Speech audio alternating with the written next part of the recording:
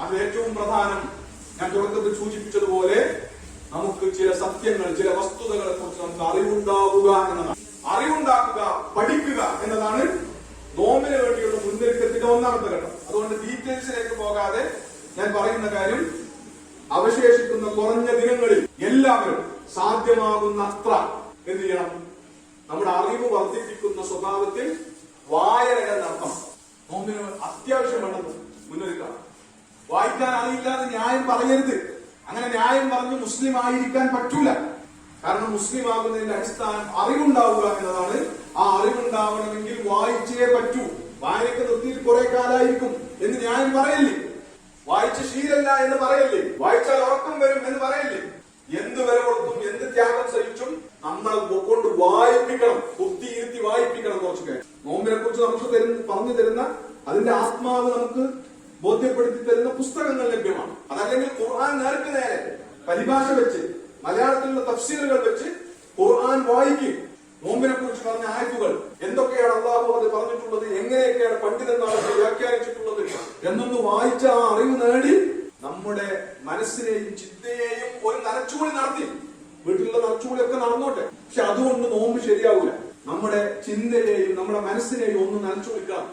അതിനെ നനച്ചു കുളിപ്പിക്കാനുള്ള മരുന്ന്, മാർഗം എന്ന് പറയുന്നത് അറിവുണ്ടാക്കുക. അതുകൊണ്ട് വായിക്കണം. ഞാൻ അനുഭവപ്പെട്ടപ്പോ എനിക്ക് വായിക്കാൻ അറിയില്ല എന്ന് സത്യസന്ധമായി അള്ളാന്റെ റസൂല് പറഞ്ഞു നോക്കിയതാണ്. വല്ല അളവും കിട്ടുകയാണെങ്കിൽ അള്ളാന്റെ റസൂലിന് കിട്ടുമായിരുന്നു. വായിക്കാതിരിക്കാനുള്ള അളവ്, അറിവ് സമ്പാദിക്കാതിരിക്കാനുള്ള അറിവ് റസൂലിന് കിട്ടേണ്ടതായിരുന്നു. അപ്പൊ മൂന്നാമത്തെ വട്ടവും ഇത് പറഞ്ഞപ്പോൾ ആ പഠിച്ചവന് എന്നാ വായിക്കാൻ അറിയില്ലെങ്കിൽ അത് പോട്ടെ, അത് നമുക്ക് ഒഴിവാക്കാം, നമുക്ക് ബാക്കിയുള്ളത് നോക്കാം എന്ന് പറയല്ല ചെയ്തത്. മറിച്ച് അങ്ങനെ വായിക്കാൻ അറിയില്ല എന്നൊന്നും പറഞ്ഞിട്ട് നിൽക്കാൻ പറ്റൂല. ഇനി കളിയാകെ മാറുകയാണ്. 40ാമത്തെ വയസ്സിൽ അങ്ങേക്ക് നുബൂവത്ത് കിട്ടുകയാണ്. ഇവിടെ നിന്ന് അങ്ങോട്ട് കളി മാറുകയാണ്. ഇനി കളിക്കുന്ന കളിയിൽ അറിവാണ് പ്രധാനം. അറിവാണ് പ്രധാനപ്പെട്ട ആയുധം. സത്യങ്ങളെ കുറിച്ചുള്ള അറിവ്, ഇതാണ് പ്രധാനപ്പെട്ട ആയുധം. അതുകൊണ്ട് വായിച്ചേ പറ്റൂ. അല്ലെ, പഠിച്ചതോതാൻ മടി കാണിക്കുന്ന കുട്ടികൾ അല്ലെ, ഉമ്മ വായിച്ചിട്ട് കിട്ടുന്നില്ലേ, പടച്ച റബ്ബിന്റെ നാമം ചൊല്ലി വായിച്ചു തുടങ്ങിക്കോ എന്നാണ് പറഞ്ഞത്. അതുകൊണ്ട് ആ വായന നടത്തണം, അറിവുണ്ടാവണം. എന്തിനാണ് അറിവുണ്ടാവുന്നത് എന്ന് ഞാൻ പറയാം. ആ നിങ്ങളിൽ ഞാൻ പെട്ടിട്ടുണ്ട് എന്ന് കരുതിയിട്ടാണ് ഞാൻ എന്ത് ചെയ്തത്, നോമ്പ് നോറ്റ് തുടങ്ങിയത്. പക്ഷെ ആ നിങ്ങൾ ആരാണ്, ആ നിങ്ങൾ ആരാണ് എന്ന് അറിയണമെങ്കിൽ അതിന്റെ തുടക്കത്തിൽ അന്ന് ഒരു വിളി വിളിച്ചിട്ടുണ്ട്. അവരെ എന്ന് വിളിച്ചാണ് അള്ളാഹു നിങ്ങൾക്ക് നോമ്പ് നിർബന്ധമാക്കപ്പെട്ടിരിക്കുന്നു എന്ന് പറഞ്ഞിട്ടുണ്ട്. അപ്പൊ നോമ്പ് നോറ്റ് തുടങ്ങുന്നതോടുകൂടി നമ്മുടെ ഒരു അവകാശവാദം എന്താണ്? ഞാൻ വിശ്വാസിയാണ് എന്നതാണ് നമ്മുടെ അവകാശവാദം. പക്ഷെ ശരിക്കും വിശ്വാസികൾക്ക് നിർവഹിക്കാനുള്ള ആരാധനാകർമ്മമാണ് നോമ്പ് എന്ന് പറയുന്നത്. ഈമാൻ ഉണ്ടെങ്കിലേ നോമ്പ് നോക്കിയിട്ട് കാര്യമുള്ളൂ. വിശുദ്ധ ഖുർആനിലെ ആയത്തനുസരിച്ച് നോമ്പ് നോൽക്കാൻ ആവശ്യമായ മുന്നുപാധി ഈമാനാകുന്നു. അതുകൊണ്ട് നോമ്പിലുള്ള മുന്നൊരുക്കത്തിന്റെ ഭാഗമായി നമ്മൾ നമ്മുടെ ഈമാനിനെ പരിശോധിക്കണം. അപ്പൊ ഈമാൻ കുറവാണ്, ഈമാൻ ദുർബലമാണ്, പഴയമാരൊന്നും ഈമാൻ കിട്ടുന്നില്ല എന്നൊക്കെ നമുക്ക് പരാതിയുണ്ടാവും. അറിവ് നേടുക, ഉണ്ടായിരുന്ന അറിവുകൾ ഓർമ്മിച്ചെടുക്കുക, അത് പുതുക്കുക, പുതിയ അറിവുകൾ ഉണ്ടാക്കുക. ഇതെല്ലാത്തിനും മാർഗം ഈമാൻ വർദ്ധിപ്പിക്കാൻ ഇല്ല. കാരണം എന്താ? ഈമാൻ എന്ന് പറഞ്ഞാൽ വിശ്വാസമാണ്. വിശ്വാസത്തിന്റെ അടിസ്ഥാനം എന്താ? അറിവാണ്. നിങ്ങൾക്ക് അറിയാത്ത ഒരു കാര്യത്തിൽ നിങ്ങൾക്ക് വിശ്വസിക്കാൻ പറ്റില്ല. ഒരു കാര്യത്തിൽ വിശ്വാസം ഉണ്ടാകണമെങ്കിൽ ആദ്യം എന്ത് വേണം? അത് അറിയണം. ഒരു കാര്യം അറിയുന്നല്ല, പിന്നെ വിശ്വാസം ഉണ്ടാകും. അറിയാത്ത ഒരു കാര്യത്തിലും മനുഷ്യരെ വിശ്വസിക്കാൻ പറ്റില്ല. അതുകൊണ്ട് ഈമാൻ, എന്തൊക്കെ കാര്യങ്ങളിൽ ഈമാൻ ഉണ്ടാകണമോ അതിലൊക്കെ ആദ്യം അറിവ് വേണം. ഈമാൻ ഉണ്ടാകേണ്ടത് ഒന്നാമതായി, ഈമാൻ കാര്യങ്ങളിൽ ഏറ്റവും അടിസ്ഥാനപരമായ കാര്യം അള്ളാഹുവിലുള്ള വിശ്വാസം. അപ്പൊ അള്ളാഹുവിൽ യഥാർത്ഥത്തിലുള്ള വിശ്വാസം ഉണ്ടാകണമെങ്കിൽ അള്ളാഹിനെ കുറിച്ച് അറിയണം. ആദ്യം അള്ളാഹിനെ കുറിച്ച് അറിയണമെങ്കിൽ എന്ത് ചെയ്യണം? അള്ളാഹിനെ കുറിച്ച് വഹ്യ് മുഖേന അറിയിച്ചു തന്നതല്ലാതെ മറ്റൊരറിവും നമുക്കുണ്ടാവുകയില്ല. നമ്മൾ കണ്ട പരിചയമല്ല, നമുക്ക് കേട്ട് പരിചയമല്ല. നമ്മൾ ബുദ്ധി കൊണ്ട് ആലോചിച്ചാൽ അള്ളാഹിനെ കുറിച്ച് നമുക്ക് അറിയാൻ പറ്റില്ല.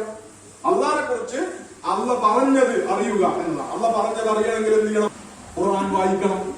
ഖുർആൻ വായിച്ചു കഴിഞ്ഞാൽ അള്ളാഹിനെ കുറിച്ച് ധാരാളമായിട്ട് പറയുന്നതായിട്ട് നമുക്ക് അതിൽ കാണാൻ പറ്റും. അതൊക്കെ അള്ളാഹിന്റെ വിശേഷണങ്ങളാണ്. ആ വിശേഷണങ്ങളൊക്കെ അറിഞ്ഞാലേ അള്ളാഹിനെ കുറിച്ചുള്ള നമ്മുടെ വിശ്വാസം പൂർണ്ണമാവുള്ളൂ. ഇല്ലെങ്കിൽ നമ്മൾ സാധു പഠിച്ചതിനെ കുറിച്ചായിരിക്കും നമ്മുടെ വിശ്വാസം.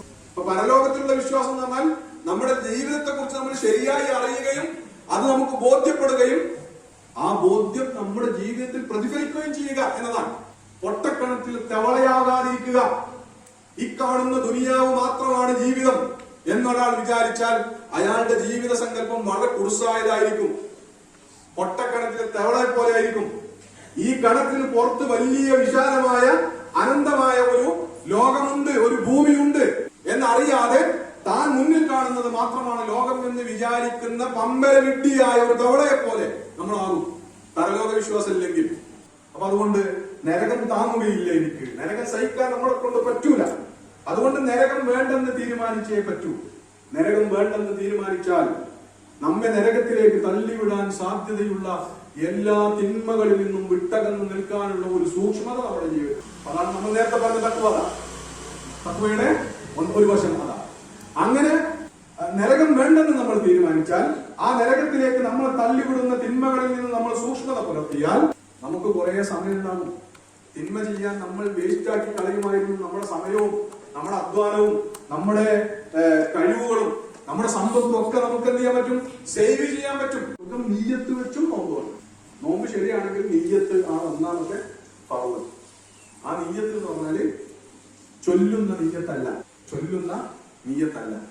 നീയത്ത് എന്ന് പറഞ്ഞാൽ ഭാഷാപരമായിട്ട് തന്നെ കരുതുക എന്ന് പറഞ്ഞു. അതുകൊണ്ട് ഇമാം ഷാഫി അടക്കമുള്ള ഇസ്ലാമിക കർമ്മശാസ്ത്ര പണ്ഡിതന്മാർ, ഇമാമികൾ പറഞ്ഞിട്ടുള്ളത് അൻ-നീയത്തു മഹല്ലുഹൽ ഖൽബ്. നോമ്പ് ശരിയാവാൻ നിർബന്ധമായിട്ട് നമ്മൾ അതിന്റെ അന്തിമ ഫലമായി റസൂലുള്ളാഹി സ്വല്ലല്ലാഹു അലൈഹി വസല്ലം സൽവാർത്ത അറിയിച്ചതുപോലെ റയ്യാൻ എന്ന് പറയുന്ന സ്വർഗവാതിലിലൂടെ സ്വർഗത്തിൽ പ്രവേശിക്കാൻ ഉള്ള ഭാഗ്യം നമുക്കും നമ്മുടെ മാതാപിതാക്കൾക്കും ഭാര്യ സന്താനങ്ങൾക്കും ഉസ്താദുമാർക്കും നമുക്ക് പ്രിയപ്പെട്ട എല്ലാവർക്കും പ്രദാനം ചെയ്ത് അനുഗ്രഹിക്കുമാറാകട്ടെ. വഅഖൂലു ഖൗലി ഹാദാ വഅസ്തഗ്ഫിറുല്ലാഹി വലക്കും ഫസ്തഗ്ഫിറൂഹു ഇന്നഹു ഹുവൽ ഗഫൂറുർ റഹീം. വആഖിറു ദഅവാനാ അൽഹംദുലില്ലാഹി റബ്ബിൽ ആലമീൻ. വസ്സലാമു അലൈക്കും വറഹ്മത്തുള്ളാഹി വബറകാതുഹു.